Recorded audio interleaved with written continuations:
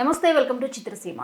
ఇక వీకెండ్ అంటే సినిమా రిలీజ్లు ఉంటాయి. అలాగే టాలీవుడ్లో నెలకొన్నటువంటి కొన్ని ఇంపార్టెంట్ ఇష్యూస్ని వీటన్నిటిని కలిపి ఈరోజు మనం మాట్లాడేద్దాం అనలిస్ట్ భరద్వాజ్ గారితో. Hello sir. హలో. ముందుగా వీకెండ్ వచ్చింది కాబట్టి వినిపిస్తున్న సినిమా సరిపోదా శనివారం. అవును. సరే, సరిపోదా శనివారం టాక్ ఏంటి, అసలు దానికి ఉన్న పాజిటివ్స్ ఏంటి, నెగిటివ్స్ ఏంటి సార్? అంటే నిజానికి గతంలో శుక్రవారం రోజు సినిమాలు విడుదల చేసేవాళ్ళు. ఇప్పుడు గురువారంకి తీసుకొచ్చారు దాన్ని. గురువారంకి తీసుకురావటం ఏంటంటే శుక్రవారంతో కలిపి వీకెండ్ కొంచెం లాగుతుంది కదా అని.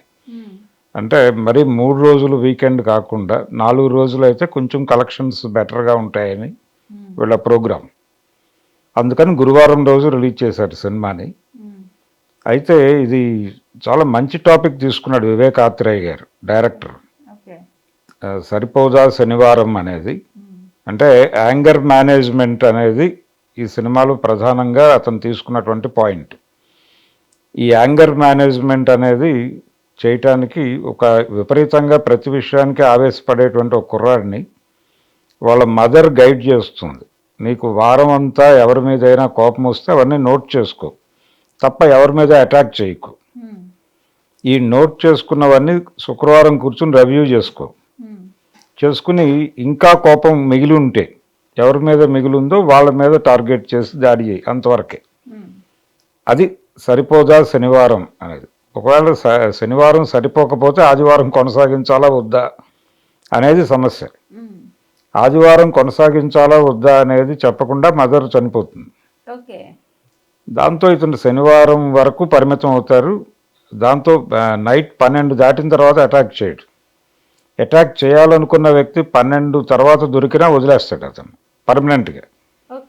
ఇలా ఒక విచిత్రమైన లాజిక్ తీసుకుని యాంగర్ మేనేజ్మెంట్ అనేది ఆ ఫ్రేమ్లోకి పట్టుకొచ్చి నిలబెట్టే ప్రయత్నం చేశాడు. కానీ నిజానికి యాంగర్ మేనేజ్మెంట్ అనేది చాలా పెద్ద సమస్య. ప్రస్తుతం సమాజం ఎదుర్కొంటోంది అదే. చాలా గందరగోళాలకి యాంగర్ మేనేజ్మెంట్ సరిగా తెలియక, అంటే కోపం ఎక్కడ ప్రదర్శించాలి, ఏ మోతాదులో ప్రదర్శించాలి తెలియక రిలేషన్స్ చెడగొట్టుకుని జీవితాలని గందరగోళపరుచుకునే వాళ్ళు చాలామంది కనిపిస్తారు రోజు మనకి.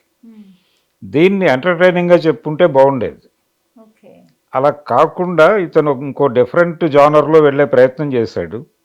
అలాగే స్క్రీన్ ప్లేకి సంబంధించి కూడా ఎక్కడ మ్యాజిక్ లేదు సినిమాలో, స్ట్రైట్ నేరేషన్లో వెళ్ళాడు.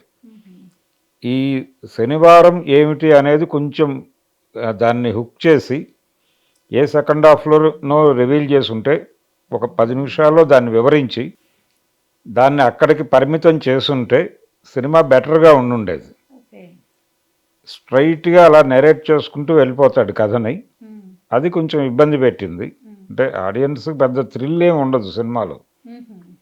అలా వెళుతూ ఉంటుంది, జనాలకు అర్థమైపోతుంది నెక్స్ట్ సీన్ ఏంటనేది. అయితే హీరో క్యారెక్టర్ మీద కంటే కూడా విలన్ క్యారెక్టర్ మీద ఎక్కువ శ్రద్ధ పెట్టాడు అతను డిజైనింగ్లో. ఎస్జే సూర్య పోషించినటువంటి విలన్ క్యారెక్టర్ మీద చాలా ఎక్కువ శ్రద్ధ పెట్టి డిజైన్ చేశాడు అది. అలాగే మురళీ శర్మ క్యారెక్టర్కి సూర్య క్యారెక్టర్కి మధ్యలో ఉండే కాన్ఫ్లిక్ట్ కూడా బాగా డిజైన్ చేశాడు. ఆ ఏరియా బాగానే ఉంది, ఆ ట్రాక్ బాగుంది. అలా 2-3 ట్రాక్స్ బాగానే ఉన్నాయి సినిమాలో. కాకపోతే హీరో ట్రాకే ప్రాపర్గా డిజైన్ చేయకపోవటం అనేది ఒక లోపంగా మారింది సినిమాకి. తర్వాత చాలా హెవీ అయిపోయింది, 3 అవర్స్ సినిమా అది. దాన్ని కనీసం 2 గంటల 20 నిమిషాలకి కుదించుంటే బెటర్గా ఉండుండేది. బహుశా పాన్ ఇండియా సినిమా అనుకున్నారు. ఇది 4 భాషల్లో రిలీజ్ చేశారు. ఈ పాన్ ఇండియా సినిమా అనుకుని 2 పార్ట్లు ఉంటుంది అనే ఉద్దేశంతో ఏమన్నా ఎక్కువ షూట్ చేసుంటాడా డైరెక్టర్ అనేది ఒక అనుమానం. పాటలు లేవు సినిమాలో. ఒకవేళ ఒక 4 పాటలు పెట్టుంటే ఇది 2 పార్ట్లు అయ్యే సినిమానే. అది జరగల. చివరికి ఫైనల్గా ఒక పార్ట్ అనుకుని రిలీజ్ చేసినట్టున్నారు. ఆడియన్స్ సహనాన్ని పరీక్షించారు ఫస్ట్ హాఫ్. సెకండ్ హాఫ్ పర్లేదు, కొంచెం ట్రావెల్ అయిపోతాడు ఆడియన్. నాని చాలా బాగా యాక్ట్ చేశాడు ఆ క్యారెక్టర్లో ఉన్నటువంటి, అంటే ఆయన గతంలో ఇలాంటి క్యారెక్టర్లు చేసున్నాడు. నానికి ఒక డౌట్ ఉంది, తన మీదే తనకు ఒక సందేహం ఉందా అనేది డౌట్. అదేంటంటే ఆయన నటుడా స్టార్ హీరోనా, స్టార్ నటుడా నట స్టారా అనే విషయంలో కన్ఫ్యూజ్ ఉంది. అంటే తనని తాను ఎక్కడ లొకేట్ చేసుకోవాలనే విషయంలో గందరగోళం ఉంది అతనికి. ఆ గందరగోళం వలన ఇలాంటి సబ్జెక్టులు ఎంచుకుంటున్నాడు ఆయన. Okay. Vivek Athreya first picture అతను మెంటల్ మజిలో అనే సినిమా తీశాడు. ఆ సినిమా కూడా మంచి పాయింట్, అది మంచి పాయింట్, ప్రాపర్గా డీల్ చేయలేదు, గందరగోళ పడ్డాడు.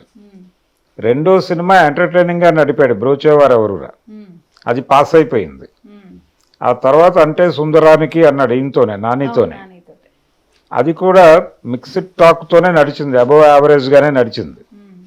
ఇప్పుడు ఈ సినిమా కూడా అదే కండిషన్, సినిమా బాగాలేదు అనే పరిస్థితి లేదు, ఎందుకంటే పెర్ఫార్మెన్సెస్ బాగున్నాయి, అందరివి బాగున్నాయి. పైగా విలన్ ట్రాక్ బాగుంది, హీరోయిన్ని కథలో భాగం చేశారు కానీ తనకి పెద్దగా స్కోప్ లేదు, తనకి అనుమతి ఇచ్చిన మేరకు బాగా పెర్ఫామ్ చేయగలిగింది తను. పాటలు లేవు సినిమాలో, అదొక ఇబ్బంది. ఎంటర్టైన్మెంట్ లేదు, ఈ ఎంటర్టైన్మెంట్ లేకపోవడం అనేది కూడా ఆడియన్స్ని ఇబ్బంది పెట్టింది. ఎమోషన్ మీద వర్కౌట్ చేయాలనుకున్నప్పుడు దాని మీద శ్రద్ధ పెట్టి చేసి ఉండాల్సింది, అది చేయలే.